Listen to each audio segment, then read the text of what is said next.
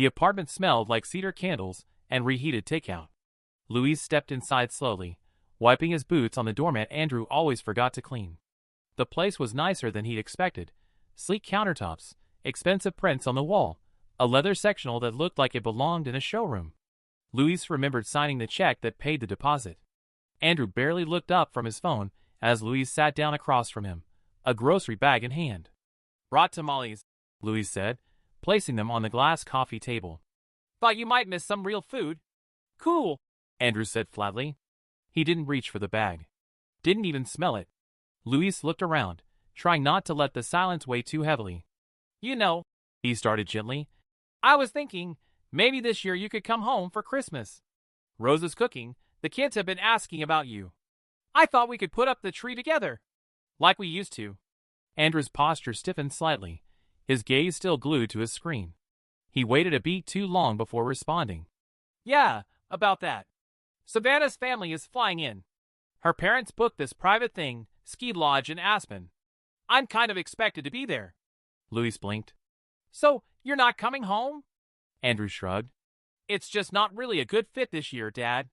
You know how they are. They've got certain expectations." Louise nodded slowly, trying to make sense of the words. Not a good fit. The phrase echoed in his chest, dull and mean like the thud of an old injury. He forced a smile that didn't reach his eyes. "I see. I suppose traditions don't matter much anymore." Andrew looked up briefly, face unreadable. "It's not personal. It's just different now. Savannah's family does things a certain way. Elegant dinner, classical music, that kind of vibe." Louise looked at the untouched tamales on the table. "And I don't fit that vibe?" Andrew opened his mouth, then closed it. "Don't make this a big thing." Louise stood slowly, the weight of years in his knees, in his ribs. No, I won't." He reached for the grocery bag, paused, and left it there. "Thought maybe you'd want them later." He walked to the door, eyes catching on a framed photo on the bookshelf. Andrew, in his cap and gown, smiling wide. Louise had taken that picture. Paid for the gown. Drove 400 miles in a rental car to be there on time. At the door, he paused, hand on the knob. "Tell Savannah's folks I said Merry Christmas."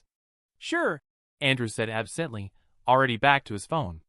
Louise stepped out into the cold, his breath curling in the air. Behind him, the door clicked shut, final and soft. Like something being buried. The drive home took an hour longer than usual. Holiday traffic, maybe? Or maybe Louise had just driven slower than he realized, lost in thought. The windshield wipers squeaked against dry glass as he parked outside his house, a modest two-bedroom with peeling paint, and a porch light that flickered like it couldn't make up its mind. The bulb had needed replacing for 6 months now. So had the gutters. And the cracked window in the kitchen. Louise sat behind the wheel a while longer, the engine ticking softly as it cooled. He looked at the worn leather of his steering wheel, cracked from years of sun and grip. His hands had aged faster than the rest of him, calloused, steady, tired. Inside, the house greeted him with silence. No laughter, no holiday music, just the low hum of the fridge and the ticking of a clock that once belonged to his father. He hung his coat, noticing again the frayed lining in the sleeve. He could afford a new one. Technically.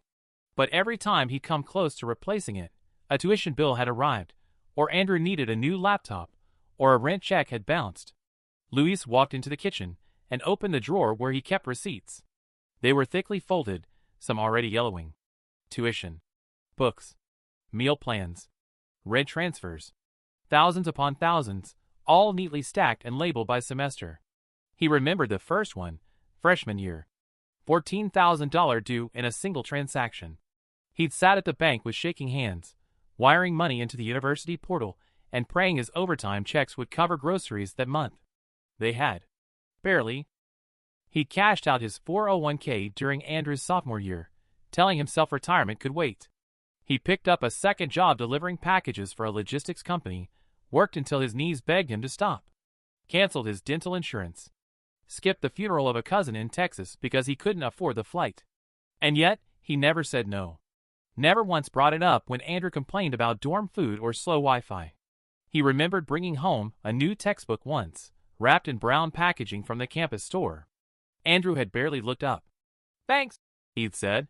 "Just leave it there." Louise did. every time. He looked at the water stains spreading across the ceiling above the stove, a dark map of decay he'd ignored for over a year. The contractor's estimate still sat unopened on the counter. He poured himself a glass of tap water and sat at the table, staring at nothing in particular. He hadn't taken a vacation in over a decade. Not even when Maria was alive. He'd given everything to make sure Andrew had what he needed. Now, Andrew had what he wanted. And Louise was the one who didn't fit. The living room still held traces of Maria. A faded throw blanket she crocheted lay draped over the arm of the couch, its reds and greens dulled by time. Louise stood in the doorway, mug in hand, eyes drifting to the bare corner where the Christmas tree used to stand. For years, they'd set it up the weekend after Thanksgiving, Louise hauling the box from the garage, Maria stringing the lights, Andrew hanging ornaments shaped like snowmen and tiny maracas.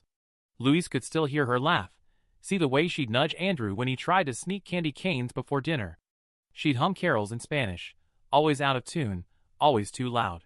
It had annoyed Andrew back then. Louise smiled faintly, then sat on the couch and picked up his phone. He scrolled through old photos, Maria in her apron, dusted with flour, holding up a tray of pan dulce, Andrew as a boy, tangled in tinsel, the three of them in matching sweaters. 1 year, Maria's idea. His thumb hovered over the call button. After a moment, he tapped. "Hey," Andrew answered, voice clipped. "Hey, me Joe," Louise said. "Just wanted to check in. Thought maybe we could talk a bit." A pause. Then, "I'm kind of in the middle of something. Savannah and I are at the Christmas market downtown." Louise swallowed. "Right, sure. I was remembering when we used to do our tamale night. You remember? Your mom would set up that big table, and you'd help her fold the husks." "Yeah," Andrew said flatly. "Kind of. She'd always burn the first batch." Louise chuckled softly. "Said it was tradition. I've been thinking about doing it this year. Maybe Rosa can help." A pause again. Then Andrew sighed. "Dad, no offense, but you're kind of stuck on that stuff. Mom's been gone for 8 years. We've moved on. It's just, I don't know. Sentimental distractions." The words hit harder than Louise expected. He stared at the blinking lights of the old stereo system Maria had loved, a knot tightening behind his ribs. "I don't see it that way," he said gently. "Traditions are how we remember who we are. How we hold on to the people we miss." Andrew didn't respond right away. Then, "I get that, but not everyone sees the world that way. Savannah's family, well, they do things differently. Elegant dinner, wine pairings, piano music. No tamales." Louise nodded slowly, even though Andrew couldn't see. "Anyway," Andrew added, "we should probably wrap this up. We've got a reservation at that new French place." "Sure," Louise said quietly. "Enjoy your night." "Thanks, Dad." The call ended with a soft click. Louise set the phone down on the coffee table, next to the worn photo of Maria in her favorite red sweater. The house felt colder than before. Louise didn't say much when he left Andrew's apartment. Just nodded once, tight-lipped, and stepped back into the cold. His truck sat under a thin layer of frost, breath curling from his nose as he scraped the windshield in silence. He didn't bother turning on the radio for the drive home. Spokane rolled by, all dressed up in holiday lights, glowing windows filled with warmth he no longer felt invited into. By the time he got home, the sky had darkened into slate. The porch light flickered once, then died altogether. Louise didn't fix it. He stepped inside, turned on the heater, and stood in the kitchen for a long time without moving. The tamale bag sat where he'd left it that morning. He hadn't even unwrapped them. Eventually, he walked to the hall closet and pulled out a battered file box, carried it to the table, and opened it like something sacred or cursed. Inside were neatly labeled folders, every receipt, every invoice, every loan document tied to Andrew's education. He flipped through them slowly, the way someone might look through a box of old letters from a one-sided love affair. He found the most recent invoice near the back. Tuition, $34,000, due in 14 days. The number sat bold and indifferent at the top of the page, like it hadn't already drained him dry. Louis set the paper down and leaned back in his chair, eyes on the ceiling. The water stain above the stove had gotten bigger. The heating bill was overdue. The roof needed work. But Andrew would get his degree, would walk across that stage in a $1,000 gown, and maybe, look up and thank the crowd. Maybe. Louis closed his eyes. For years, He told himself it was worth it. Every overtime shift, every missed vacation, every ignored repair. He believed that education would buy Andrew the kind of life Maria had always dreamed of for him. That was the deal, unspoken but understood. Luis would give everything, and in return, Andrew would carry their name forward with pride. But now Luis sat alone in a house that was falling apart, with a son who didn't think he belonged at his own family's table. The math didn't add up anymore. He looked at the tuition notice one last time before folding it neatly and sliding it back into the folder. Then he stood, walked to the sink, and poured himself a glass of water. No whiskey tonight. He needed to think clearly. When he went to bed, he didn't turn the heat up. The house stayed cold, but something inside him had already begun to warm with clarity. He didn't know what he would do just yet, but he knew what he wouldn't. The next morning, the snow had dusted everything in a thin, fall softness. Luis sat at the kitchen table with a cup of coffee gone lukewarm, staring at the manila folder like it might spring open on its own. The house creaked in the quiet.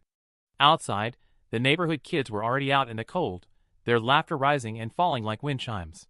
He looked down at the tuition statement again. $34,000. 14 days. Luis took a long breath and walked to the phone on the wall, the one Maria insisted on keeping even after they bought cell phones. He dialed slowly, reading the number from the corner of the bill. The line rang 3 times before a bright, practiced voice answered. University of Columbia Bursar's office, this is Ashley speaking. How can I help you today? Yes, Luis said, voice steady. I'm calling about my son's tuition. Andrew Flores. Student ID 112. He gave the number from memory. I'd like to cancel the automatic payment set for the 15th. Ashley hesitated. You want to cancel the full tuition payment? I do. Would you like to postpone or reschedule it? We can split it into smaller payments. No, Luis said, still calm. Cancel it. Entirely. Another pause, this one longer. He imagined her staring at the screen, seeing the history, every payment made on time, every semester paid in full, every parent info form signed by hand.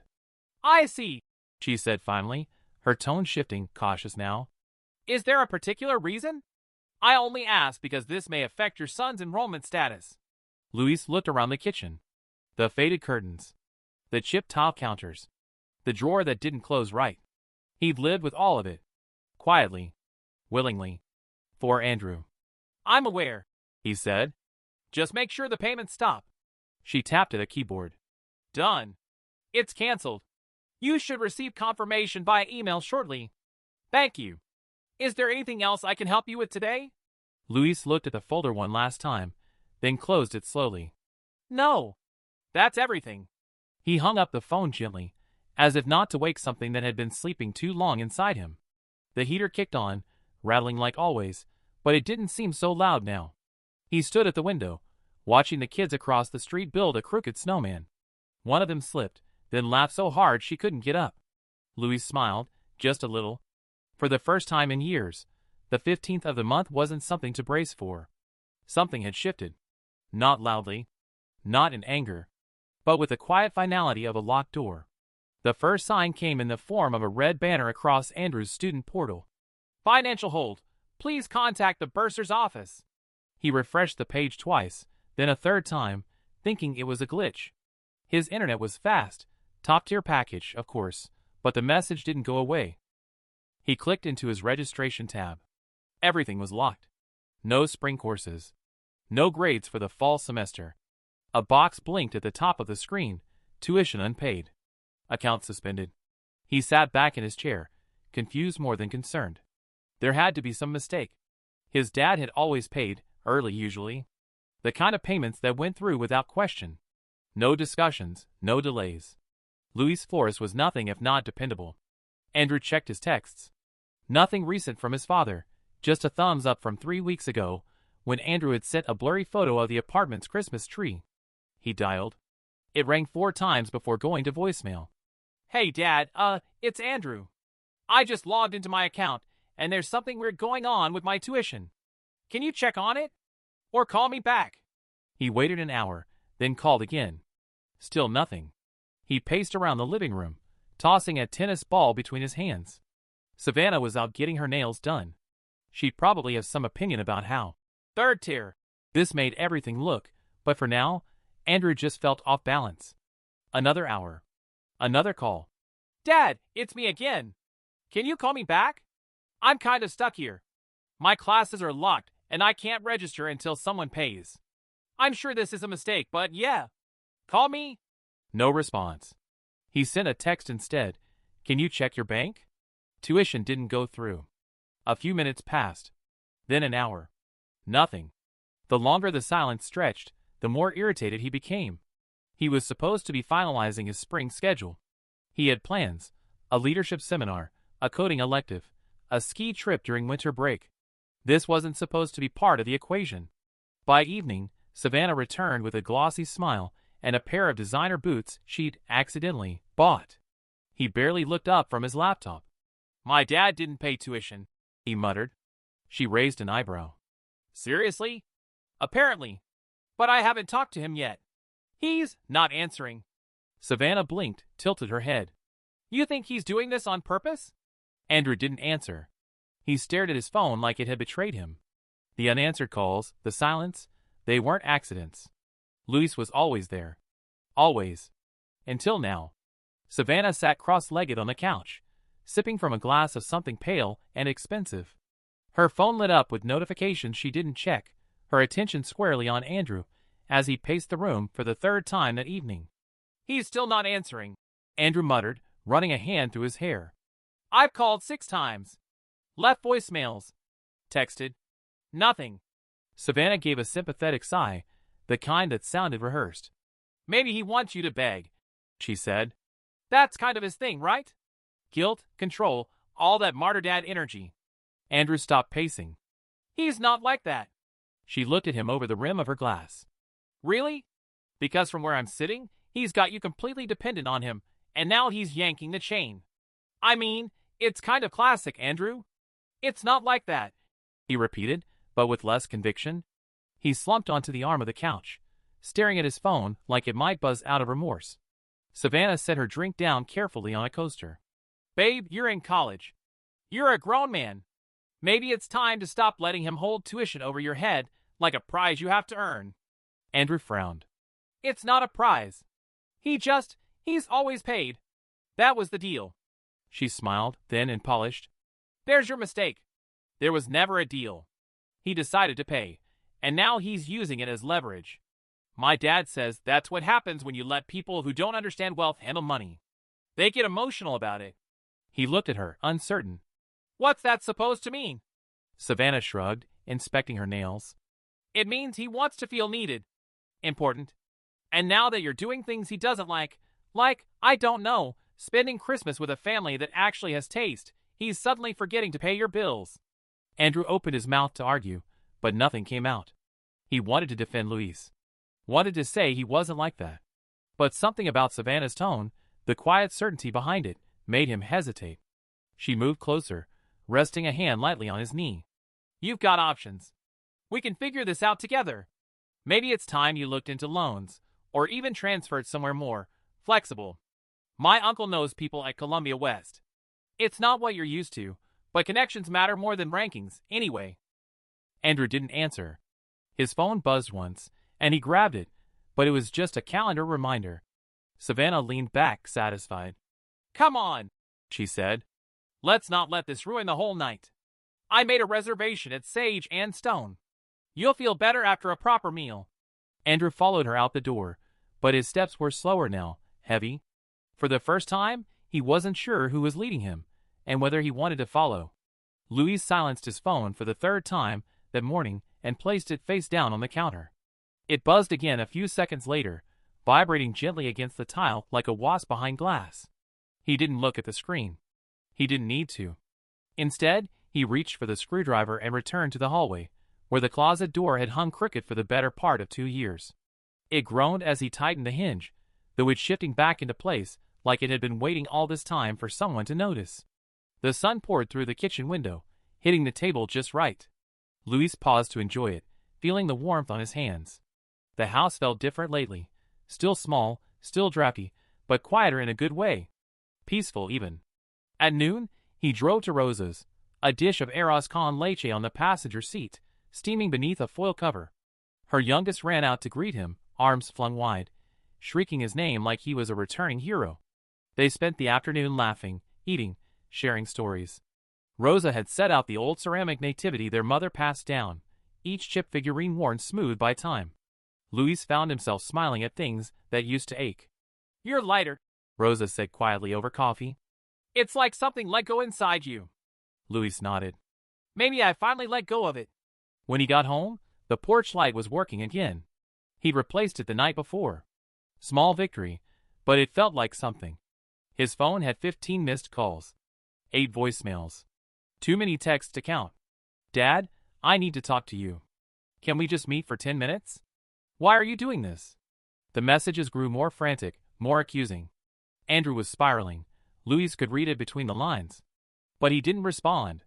Not yet. He wasn't angry. Not anymore. It was just that, for the first time in years, he wasn't on call. Not a servant. Not a silent ATM.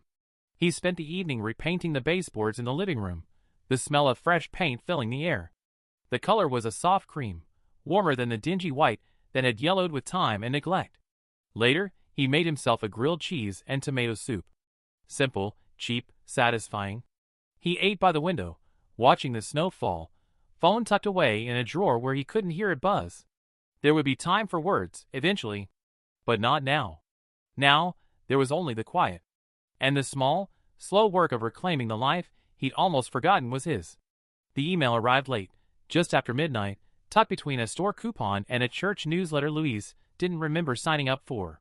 He saw Andrew's name in the subject line, "We need to talk," and hesitated before clicking. The house was quiet, dark except for the soft pool of light over the kitchen table where his laptop sat. He took a sip of tea, then opened it. It began with "Hey Dad," casual and uneven, like Andrew hadn't quite decided what tone to take. The first few sentences stumbled around the obvious. Something about finals being stressful, how things had gotten a little tense lately. Luis kept reading. Then came the shift. "I know you've done a lot for me. I know you paid for school, for rent, for everything. And I'm grateful. I am. But I also think it's not fair to suddenly stop without talking to me first. It feels like you're punishing me." Luis sat back, eyes skimming the lines without blinking. "I'm not saying I'm perfect. Maybe I could have handled things better. Maybe Savannah's family was too much. I just didn't want to make anyone uncomfortable, including you. But now everything's on hold. I can't register for classes. I can't even get my grades. And honestly, it's kind of humiliating." There was no mention of Christmas. No mention of the door Luis had stood outside of, heart bruised, gift bag in hand. Instead, more rationale, more pressure. "You've always been the responsible one. You taught me about family. About sacrifice. You always said education matters. So why stop now? Why throw all of it away?" Luis exhaled slowly, the tea cooling between his palms. Near the end, the words softened into something like regret. "I miss Mom. I know you do too. She wouldn't want us like this. Please, let's just fix this. One more semester. Then I'll be done, and you can rest. I promise." Luis reached the final line. "Don't make me beg, Dad." He stared at the screen for a long time. Not angry. Not moved. Just tired. He closed the laptop without replying. In the quiet that followed, the old refrigerator hummed to life, and the wind tapped gently against the kitchen window. Luis looked around at his house. Not perfect, not polished, but his. The paint he'd applied last week still looked clean in the corner. The porch light outside was glowing. He picked up his mug and rinsed it in the sink. Outside, the snow had stopped falling. The sky was clear now, sharp and starless. He turned out the light and went to bed. The envelope came on a Thursday, thick and white, with the university's crest embossed in gold above Luis's name. It looked official, important, like something that demanded urgency. For a moment, he thought about tossing it in the junk drawer with the others, coupons, old takeout menus, political mailers, but instead, he walked it to the kitchen table, sat down, and opened it with his pocket knife. The letter was printed on glossy paper, the kind that made even bad news feel elegant. "Dear Mr. Flores," it began. "This notice serves as formal documentation that your son, Andrew Flores, has been withdrawn from the University of Columbia due to unresolved financial obligations. The outstanding balance of $34,000 remains unpaid. An additional $1,200 in administrative and late fees has accrued. Luis read it twice. Slowly. The rest of the page was businesslike, distant, payment options, contact numbers, a reinstatement deadline circled in bold. Should the balance be paid in full by January 12th, re-enrollment may be considered, pending departmental approval. May be considered. Luis folded the letter once, carefully, and placed it back in the envelope. He set it aside without a word. No sigh. No curse. Just silence. The radiator hissed to life behind him. A pot of beans simmered on the stove, filling the house with the kind of warmth that came from long, slow things. He thought about the last time Andrew had written him a real letter, back in high school, when Maria had gotten sick. It had been a messy scrawl of worry and apology, handed to Luis in the hospital parking lot while Andrew cried and said he didn't know how to be strong. Now, the university was writing on Andrew's behalf. Luis stood, walked to the window, and looked out across the yard. The snow had melted some, leaving behind patches of brittle grass and half-frozen earth. He noticed the fence was sagging on the south end, right near the gate. He made a mental note to fix it. He didn't think about the reinstatement fee. Didn't think about the January deadline. Didn't think about how, with one phone call, he could make the problem go away. Instead, he stirred the beans, added a bit more salt, and turned the heat to low. The envelope sat untouched on the counter, its weight now something lighter than it had any right to be. Luis looked at it one more time. Then he turned away. The knock came early, just after sunrise, while the sky was still heavy with gray and the air outside held the kind of chill that bit through flannel. Luis had just poured his first cup of coffee, the good kind he let himself by now. He waited a moment before answering, long enough to finish a sip, and set the mug down gently on the counter. When he opened the door, Andrew stood there, hands stuffed into the pockets of a coat Luis didn't recognize. His face looked thinner, tighter around the eyes. Behind him, the street was quiet, dusted and frost. Andrew's breath came out in puffs. "Hey, Dad," he said. Luis didn't speak right away.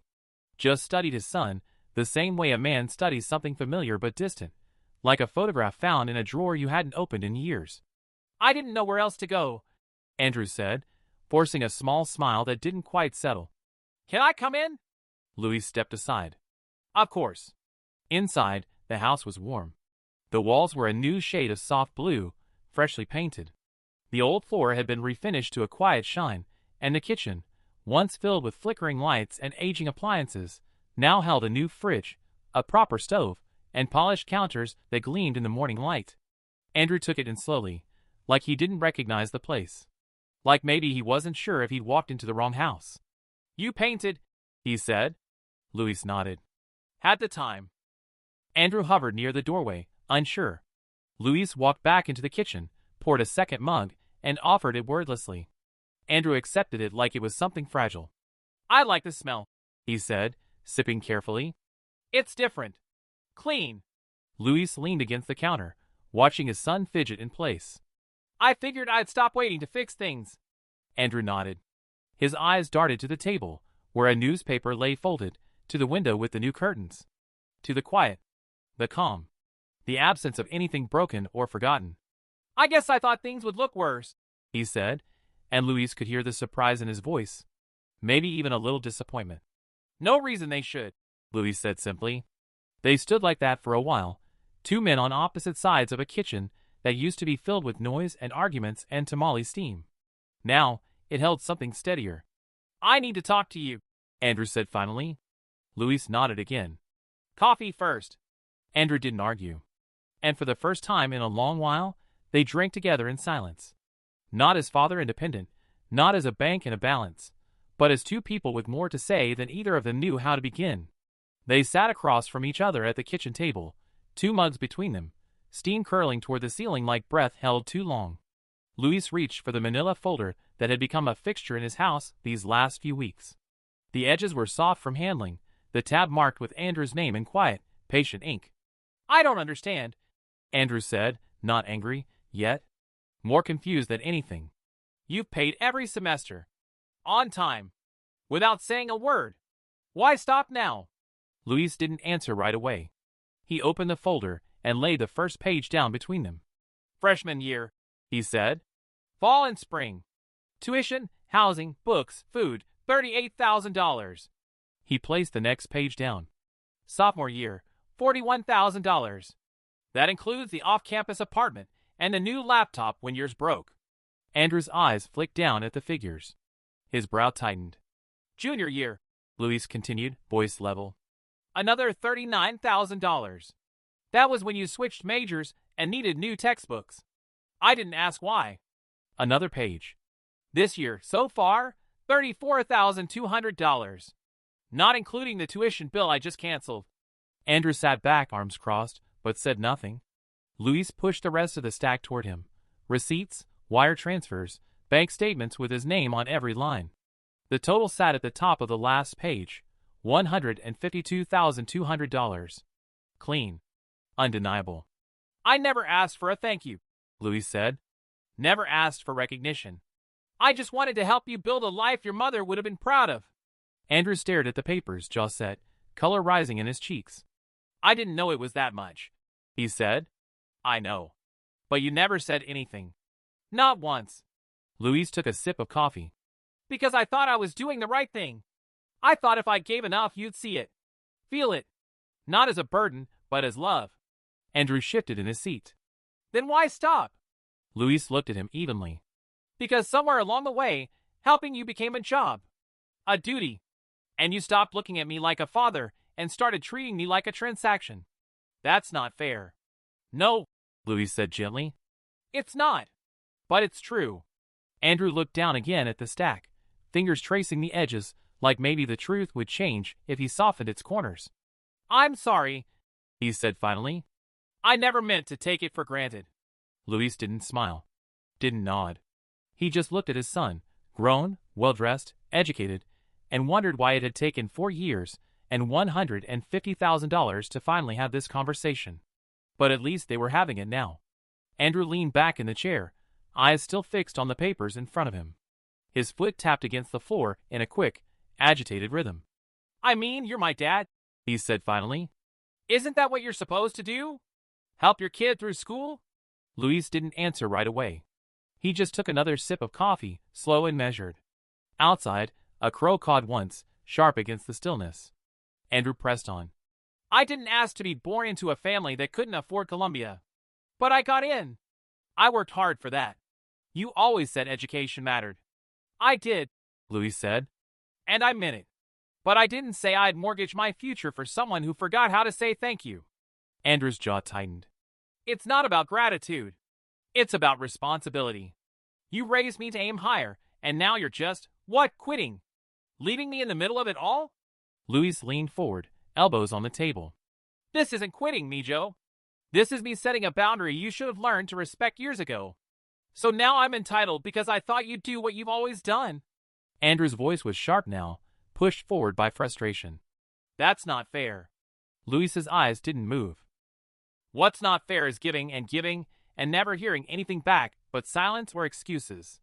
What's not fair is raising a son who only looks up when something stops working.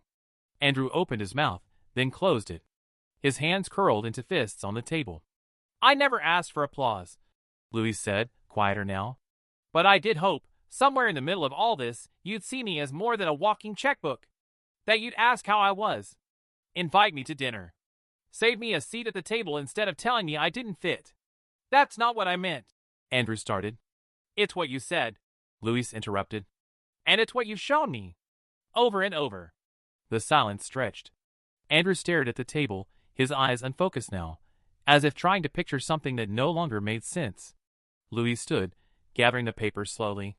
He placed them back in the folder, careful not to bend the corners. I gave you an education, Andrew.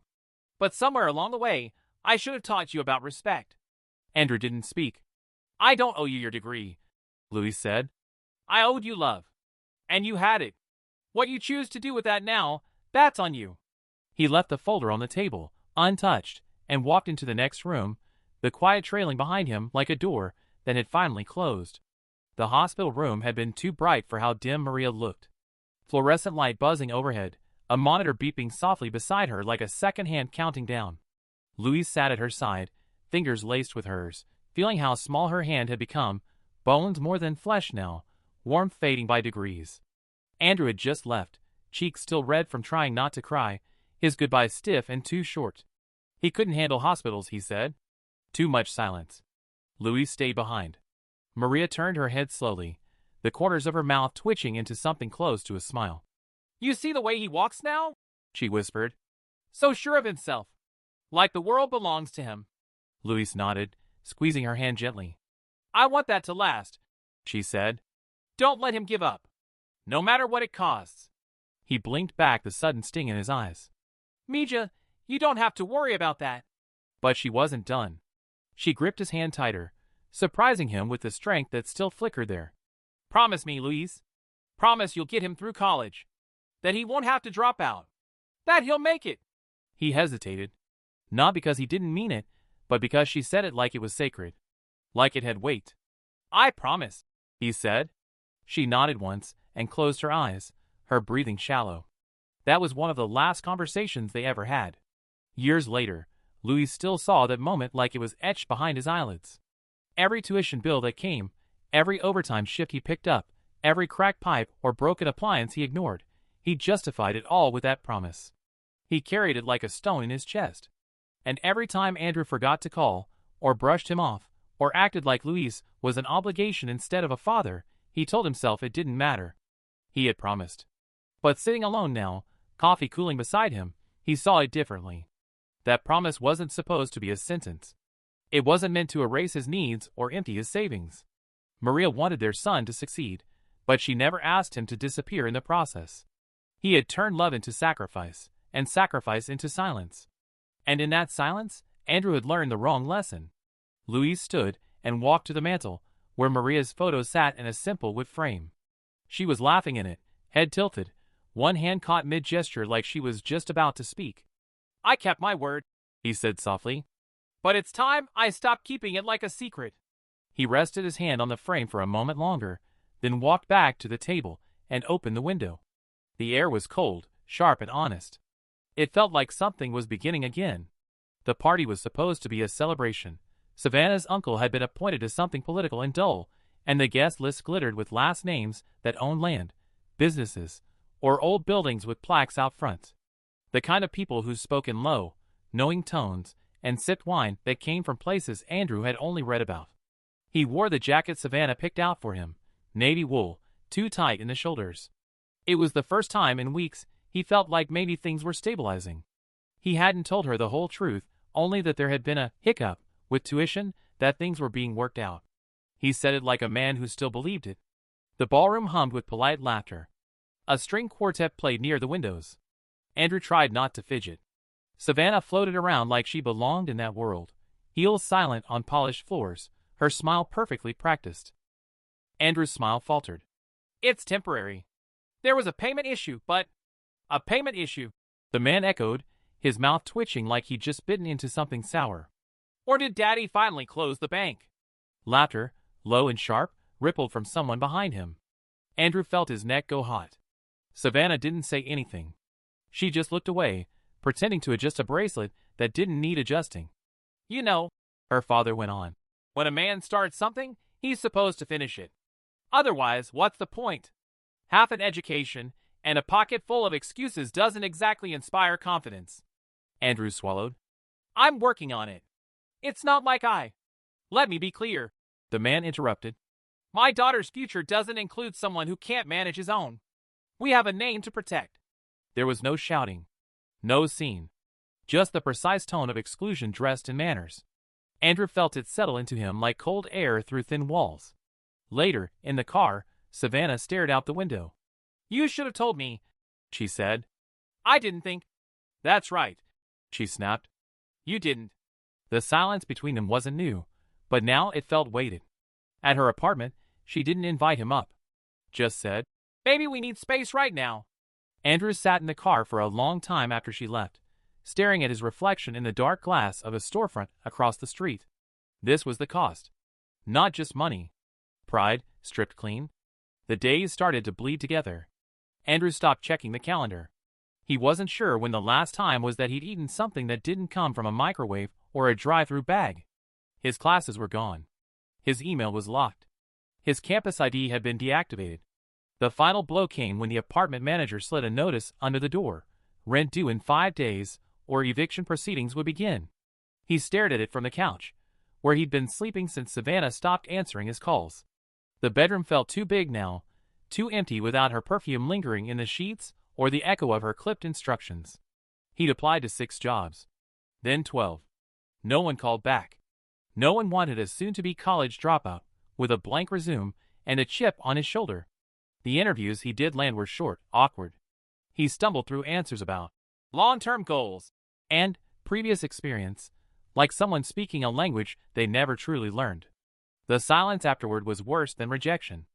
Andrew spent his days pacing between the couch and the kitchen, opening the fridge like something might have changed since the last time, like maybe responsibility would manifest in the form of a meal. It didn't. He thought about calling Luis a dozen times. Once, he even dialed, let it ring 3 times, then hung up. What would he even say? That he was sorry? That he was drowning? That he missed the way his dad used to show up without being asked and fix things quietly, invisibly, like that was just his role in the universe? He remembered being 10 and waking up to the smell of pancakes after a bad dream. The way Luis used to wait outside every soccer practice, never rushing, just there. Solid. Present. Andrew had taken it all like air. Abundant. Expected. Now, the silence was heavier. He walked into the bathroom, turned on the light, and caught a glimpse of himself in the mirror. Unshaven, hollow-eyed, wearing the same sweatshirt for the 3rd day in a row. He looked like someone who had finally run out of other people to blame. Andrew sat on the edge of the tub and stared at the floor. His throat tightened. Not from panic, he was past panic. This was something slower, deeper. The quiet, painful weight of clarity. He had lost more than classes, more than a girlfriend or a lease. He had lost the right to assume that love would always wait for him to notice it. And now, he wasn't sure how to ask for it back. The letter arrived on a quiet Tuesday, tucked between a grocery flyer and a heating bill. Luis almost missed it. No return address, just his name written in a handwriting he hadn't seen on paper in years. He brought it inside without thinking, setting it on the kitchen table next to his coffee. It sat there for a long time before he opened it. The envelope was plain, the paper a little creased at the corners.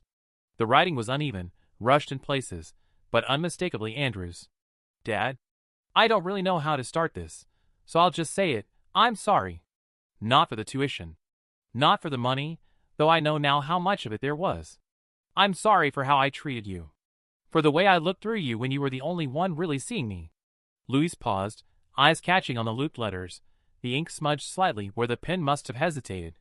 You never said no, and I took that as permission to keep asking.